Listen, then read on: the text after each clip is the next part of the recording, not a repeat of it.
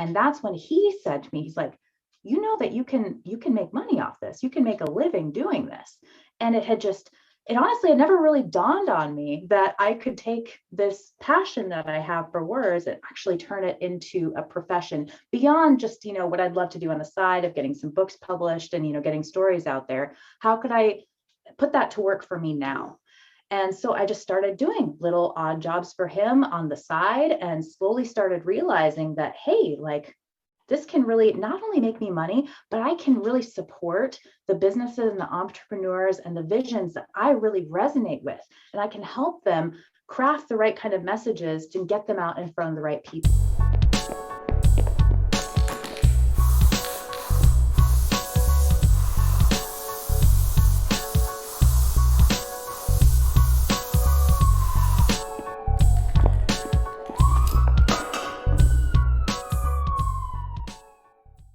Hey everybody, Chris McMillan here. This is another episode of truthconduit.com. I'm here with Cara Shepherd-Pote. Cara is a copywriter. She's the lead copywriter for the digital marketing company, Autonomy Unlimited. Now, you may have heard of that because in my previous episode, I interviewed Joshua Hale, episode 42, I believe. So, of course, I'll reference that. It's a digital marketing company that basically will do anything to help small-time entrepreneurs get their business, get their course, whatever it is out there, with a twist of freedom. That's a good way to put it. Also, Cara is a freelance copywriter, and she has her own course online. It's called Copywriting with Excellence. So, Cara, the goal today is to introduce the concept of copywriting to a lot of people who may have heard of it, but not really put it on their radar, because it is one of the 19 skills that Richard Grove teaches in Autonomy. There are many skills that people can learn to help themselves free themselves from the system. Copywriting is one. That's why I wanted to talk to you today about that. The course that you're teaching, Copywriting with Excellence, why excellence? What does it mean to you, a culture of excellence? Sure. Thanks, Chris. And thanks for having me on. So Copywriting with Excellence, this is, it's about creating our culture of excellence, which means acting with integrity, acting with ethics. It's like, people, marketing and copywriting, these things have left a bad taste in a lot of people's mouths for good especially reason. Sales as well. Exactly, because there's so many manipulative tactics out there. But these, like any tools, it's up to the user on how we want to use them and how to use them most efficiently. So what I teach is a side of copywriting and marketing that aligns with people's values. So we're trying to connect with people on what's going on in their lives and trying to help solve problems, and doing that, with honesty and empathy, integrity, and the ethical side of copywriting.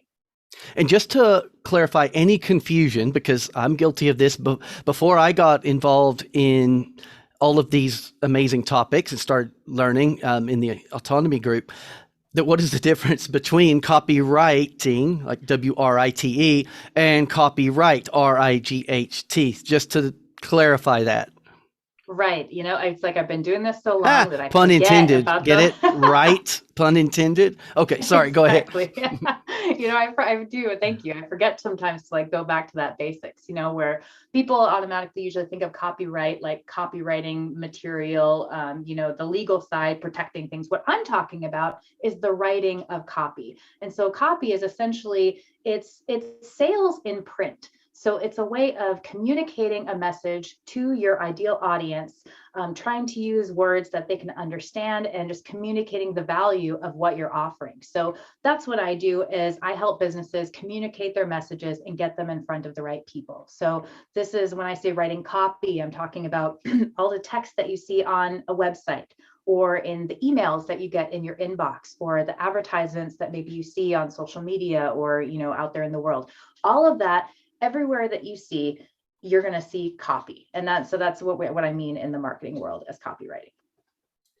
Very good. Yeah, because I always, there was at some point in the last years or so, I didn't realize they were different things. Mm-hmm. So it's very interesting and they're two very important concepts to be aware of as well. I mean, don't get me off. I mean, the whole copyright on the other side, that's a whole Mhm. different conversation. So, Cara, you are in the Pacific Northwest, and you're up Mhm. there. You were working as a waitress. It's not exactly rags, not exactly riches story, but you were working, the song, you were working as a waitress.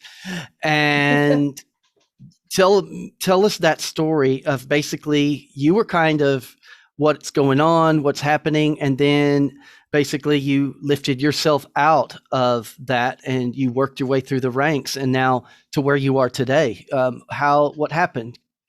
Sure. I'm going to go back even just a little bit further, and that, writing and just the act of stringing words together has been a passion of mine for as long as I can remember. I was writing my first stories back in elementary school, where my dad would do the illustrations for it. So, it's been a passion for mine for forever. Well, when I got out of high school, I had this moment. It was a really big moment for me where I was talking with one of my parents, and I remember saying that, I just wanted to write. They were asking, what do you want to do when you grow up? I said, I want to write. And I remember being told that at the time, and it's, early 2000s, that writing wasn't a feasible career path, that I wouldn't make much money.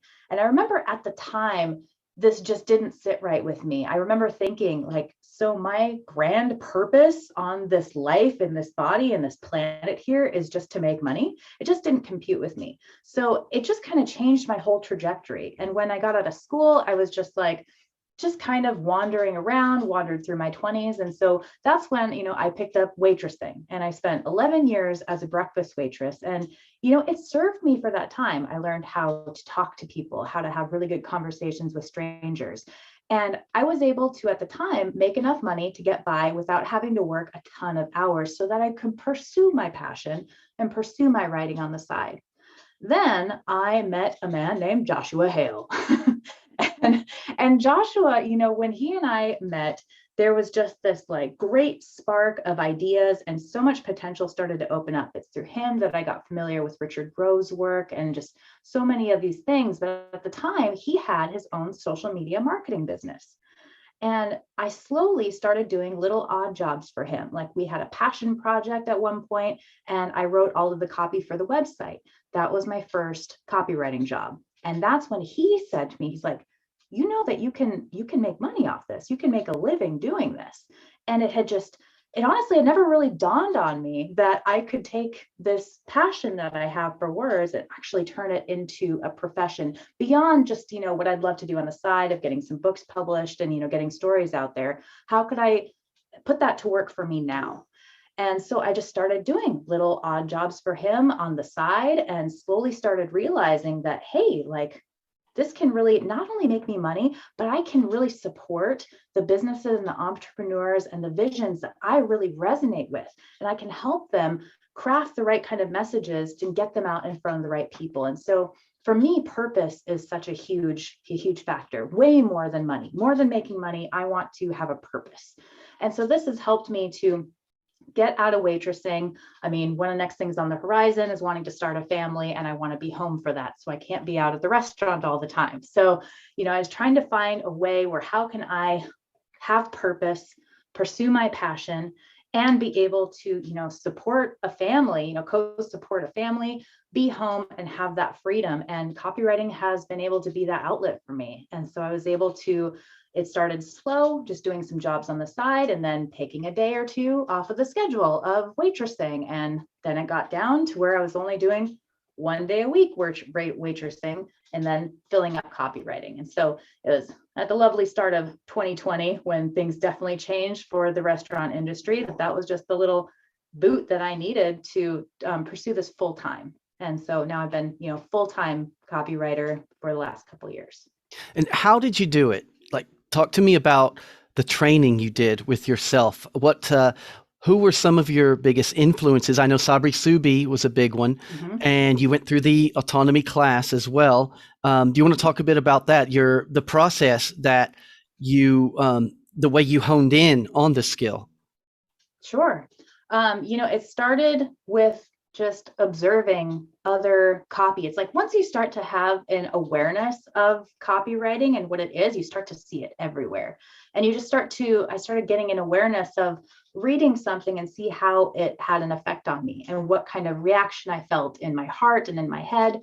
And just taking notice of those things. And then, I mean, a lot of this was just trial and error of, a lot of if I look back on the stuff that I wrote back in, 2017, I'd probably, cringe at myself, but just learning over time and then taking lots of courses. I've taken dozens and dozens of copywriting courses, some that, were more valuable than others. Joanna Weeb of Copy Hackers, I've got a ton of value from her. Sabri Subi was another one, learned some really amazing tactics there. And so I just started reading books and taking courses on copywriting and finding all of the things that fit for me. And so kind of what we were talking about in the beginning of like the unethical side of marketing and copywriting, and seeing which of those tactics that didn't sit right with me, that, that I didn't want to pursue, of stabbing at people's pain points, or, using scarcity tactics when it's not real, like things like that, so how can we find the genuine side of copywriting and just really get our messages out there in an authentic and honest way? So it's just, self-taught, taking all of the knowledge in wherever I could find it. And, autonomy was really like the big piece of the puzzle that gave me the confidence to really be able to start my own business. I mean, I've said before that I'm sure I would have started my business at some point, someday, but it was definitely going through autonomy, getting the support of the community, the support of Richard and Joshua and the whole autonomy team, that, I mean, so quickly I was able to get my business license and get myself established and launched. And more or less, what's the time frame? But about that time, Autonomy Unlimited was launched, and you started doing that. Is that what? I can't remember. Sure. What was the time frame? Had you finished Autonomy when Autonomy Unlimited started, or was it was there an overlap there? I had so I was in season 2, and that was like right in the middle to end of 2019. You were season 2. I was season God, 2. you and I are like grandparents now in Autonomy. Yep. And so, towards the end of 2019, I got my business license. And at the start of 2020 was when we established Autonomy Unlimited. So I've been with Autonomy Unlimited since the beginning. Very good. So what are some of the projects, like just an example, some of the projects that you do for Autonomy Unlimited? Sure. Oh, geez, where do we want to go there? I mean, I have clients all across the board. So we like have the range of topics that we're talking about. I mean, you just anything. What I'm getting at is one of the most important things that I've learned from you is audience research, right? You know, and that was something, it's like, what is that? Why is that important? You know, I thought that was fascinating. And then because the variety of clients that are in Autonomy Unlimited there's such a wide range. And so this has got to be challenging. Definitely, because every new client, new business that comes in, I mean, they all have somewhat of a different audience. I mean, there might be some overlap, but it's trying to really hone in on what's keeping them up at night. What are the challenges that they're facing? What are their hopes and dreams? And I mean, and this is why, I talk about like demographics, basic demographics where people think about age, marital status and stuff. I find that all that's secondary, because you can have someone that's, 18 years old and, unmarried, uneducated, for lack of a better word. And then you could have someone, in their 40s or 50s, went to college, married, grandkids. If they share the same anxieties and they're sharing the same desires around what, your offer is, they don't need to be spoken to any differently. I mean, we can just speak to those common things. And so, yes, audience research is the foundational piece on any new client that comes in, is trying to hone in on the emotional motivators and what's really, really motivating people at their core to make decisions, and what are their biggest frustrations in life, and how can what we're offering help to solve that. And on top of all that, you've got all that going on, and just earlier today, a few hours ago, you're doing it about once a month, twice a month. You're also offering a clinic for the copywriters in the Unlimited Autonomy Unlimited group, I believe. That's an amazing thing. So, what do you guys do in the clinics? Yeah, the copywriting clinics are every month. And we do 2 hour time block. And so myself and Agnieszka, another very talented copywriter in our midst, we offer this to the whole autonomy student body, Autonomy Unlimited, and now as well, now that I have Copywriting with Excellence course, all of those students as well are welcome to come. So it's kind of an open door, and it's for the most part fairly free flowing. But what the clinic is an opportunity for students to bring what they're working on, bring their projects, and get real-time feedback from myself, from other professionals, and from the group on how they can improve what they're working on. So And then it's it free. evolves into, And it is it's free. yeah, it's free. It's just you adding value, because one of the many lessons that we've learned last few years is you've got to add value. The more value you add, the better the place the world's going to be, right? At least your world. Right. Yeah. And, the clinic actually came first before the course, because the clinic actually started because I found myself on these calls with people and starting to repeat myself and repeat the same kind of lessons and the same things over and over. And finally I said, let's start doing this clinic. And that what it started as is doing copywriting lessons. So we just started from the basics on like what copywriting is and all of the different things about it. And it just started to evolve. And then as people were working on things, they were able to bring them, start getting real-time feedback. So now it's kind of evolved into this blend of, we kind of roll with the group on, what the temperature is in the room, how much stuff we have to look at. Like today I showed up where I had a backup plan and I had kind of like a small lesson or an activity that we could do, but then I had, I had a handful of people that all had projects for us to look at. So we spent the whole 2 hours doing that. So it just depends. Whereas I've had previous clinics where nobody brings anything. And then, so then we end up going into we did a fun activity of writing in different people's voices or, coming up with features and benefits list. And so coming up with just activities that give people practice and just start getting them think. What would you say to someone who's thinking about starting to, up their skill level, looking into copywriting, someone who's thinking about it, if they're on the fence, but they've got that scarcity mentality, that learned helplessness, they're like, well, I like writing, but, what would you say to someone who's kind of, what basically, I guess what I'm asking is, what does it take to become a copywriter? Sure. I mean, it's a lucrative skill, and it's becoming a really high demand skill out there as well. And so, I mean, really what it takes to be a copywriter is it's a combination, as most things, of taking in new knowledge, starting to just take in things from different sources, finding out the methods and the practices, but then mostly just putting it into action. And I say this all the time. I have practice exercises in my course, and my notion is, you can read and watch lessons on copywriting all day long, but until you actually start to practice and really start, doing the things that you're learning, then you're not going to grow as fast. You don't have to be a great writer to be a copywriter. Yeah, I could see that being the biggest excuse. Like someone would say, I'm not a great writer. You don't have to be Stephen King, to be a copywriter. That's right. And in fact, it's sometimes being a great writer in some ways can work against you, and not in the way that you'd think. It's more that, we have the tendency, because I'm a writer myself, and how I write for myself, my poetry, my books is completely different from what I do for as a profession in copywriting. And, that's because, when we're getting really creative, when we can let the creative juices flow, I mean, words come out beautifully and eloquently, and there can be clever and witty and all these different things, where copywriting, we're trying to get really, really clear.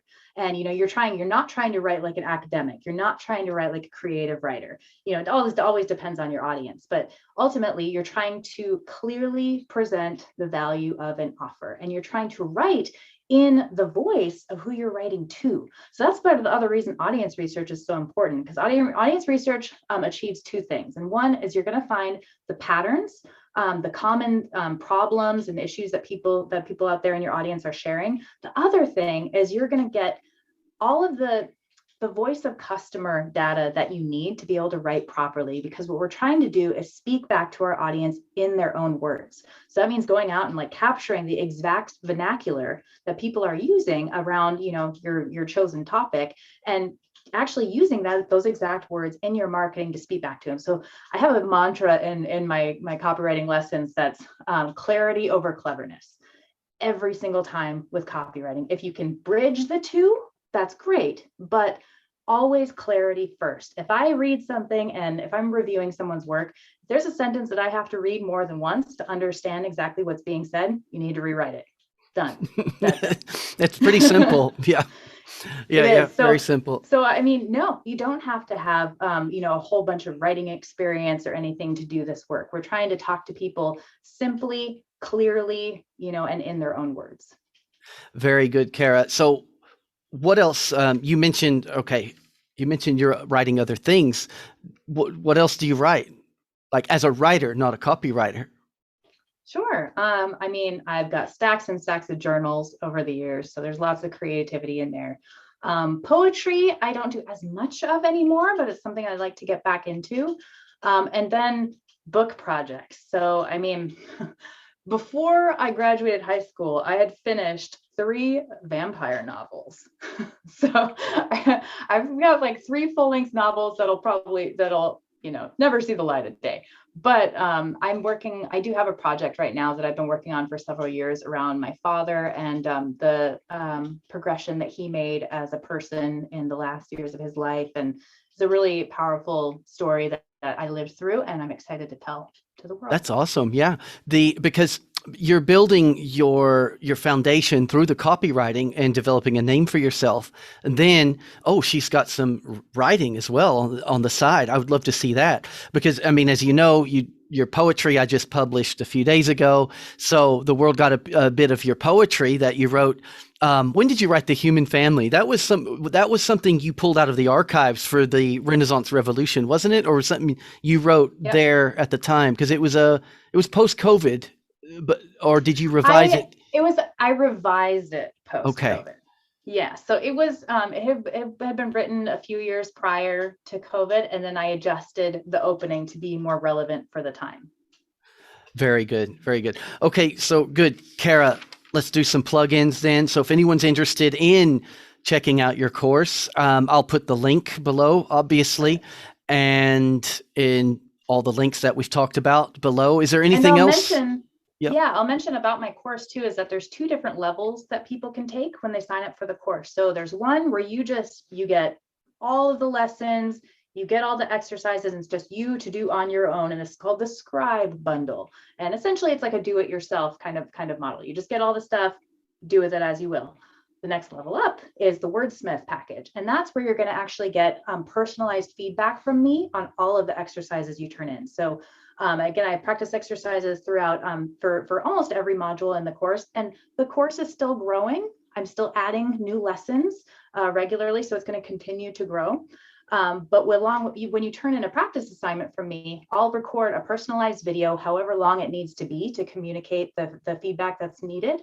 And then you have an opportunity to go make revisions, turn in it again to me a second time for a second round of feedback. And I've gotten wonderful responses to that model so far. That's awesome, Cara. Thank you so much. And for anyone listening to the audio, what is the actual website they could go to? I don't have it written in front of me. What is it? academy.autonomyunlimited.com/copywriting-with-excellence-public. Sounds good. So it's a little wordy. So definitely check out the description to get the. Yeah, I make it as easy as possible. Put the link right below and to go check it out. Well, last question, Cara. What's plans? What's your current project going forward? What do you've got going on? Well, I'm going to continue building on this course, and then I have some other stuff I'm starting to pursue. I'm actually pursuing doing some coaching, helping students with accountability and just seeing how they can connect to the best version of themselves and, accomplish their goals. So I've got some other things in the works. I'm in an experimental part of life and exploring different things of what I want to do. And this is kind of the beauty of being autonomous, is being able to explore and see other things and pursue potential new paths. Yeah, that sums it up right there. That's excellent, Cara. Thank you very much. Thank you, Chris. All right. Walking down the street, the children play. For them, it's just another day. The future's reflected in their parents' faces, who chose to stay on in this place where they were born, went to school, got married, and kids, like their grandparents before them did. Got to escape, you know, before it's too late. Although today I could say that I really will miss the when Santa.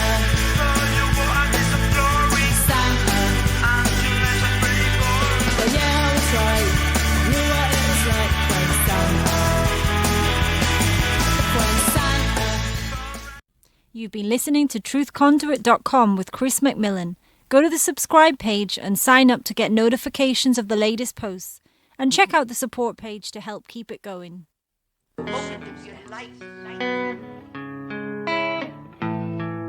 Yeah, I've got a friend in Jesus Christ.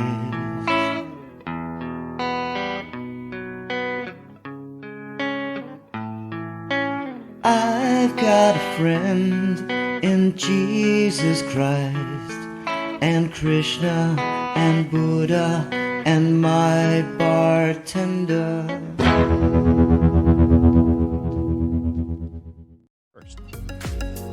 Have you found that your skills aren't matching up with the challenges ahead? Here are 19 essential skills for success that school never taught you. Get your free copy by following the link below or visit getautonomy.info/19skills.